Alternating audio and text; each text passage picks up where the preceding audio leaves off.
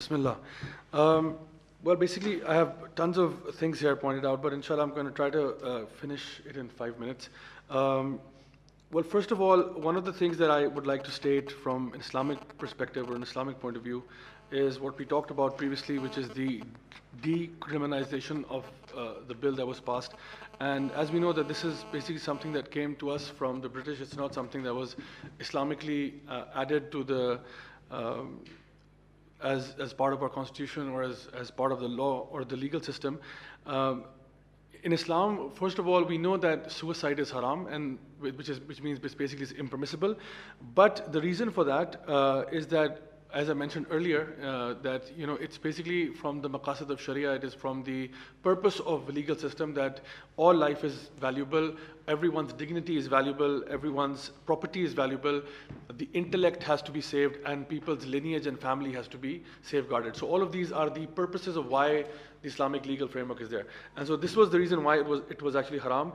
And so the other issue is, as we heard previously from the mother of one of the people who had, his name was Hassan, I think, who had committed suicide, how distraught she was at that particular incident. So it leaves a big impact on the family and the people who are suffering because of that particular thing. So this is why it's haram. Now, the issue is attempting suicide haram? Now, the thing is that attempting of that, there is absolutely nothing in the Islamic legal system which talks about that. Rather, it would be the other way around, that you would say that if a person is trying to commit a crime and he doesn't do it, then the evidence would be you should not share it with other people, in the sense that you do not talk about it and take this person to the police officer and say arrest him because he was trying to commit a sin.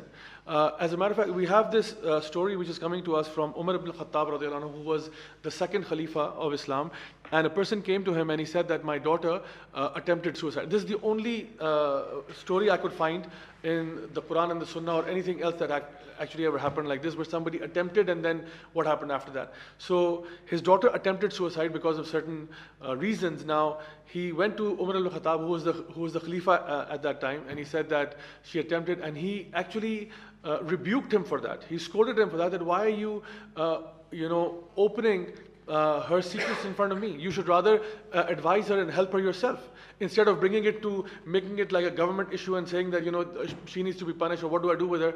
You were not supposed to do that. So he was rebuked for that particular thing. So in the end, basically the qazi or the judge is the one who decides. Because when the Quran or the Sunnah is silent on a certain matter, then the judge has to decide that in this case, this person needs rehab, this person needs therapy, this person needs family time, this person needs this, that. So this has to be decided based upon the circumstances that are actually surrounding a particular incident. And also, if you send a person, I mean, looking at it from a purely logical perspective as well, if you send a person to jail, for example, for a year or 6 months, and also fine them, this is going to make them even more worse in terms of their suicidal tendencies or thoughts. And I was reading that there were countries actually who had this law that if a person is committing suicide, then the state should kill him.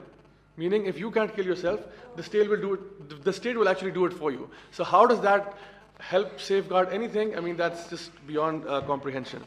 Now, inshallah, towards the end, what I wanted to make as recommendations is that, first, a disclaimer that I've been working with the youth across almost all major universities of Pakistan, including LUMS, GIK, NUST, FAST, you name it, IBA, everywhere. I travel extensively.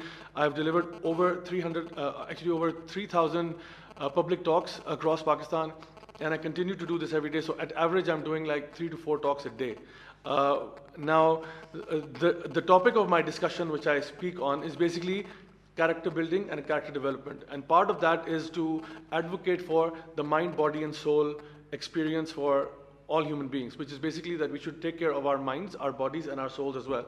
And so I think that when we talk about depression and anxiety and all of these things that we talked about as well on campus, I mean, I see this almost every single day, people coming up with all types of issues that they're dealing with, they're struggling with, whether it's grades at school, it's family pressure, it's love, relationships, substance abuse, lack of purpose in life, loss, whether it's the breakup or it's anything else. So all of these things are there. So my recommendations are, inshallah, that We need professional help, number one, which we've already talked about. We need to give, especially when we talk about youth, we need to give them purpose and direction.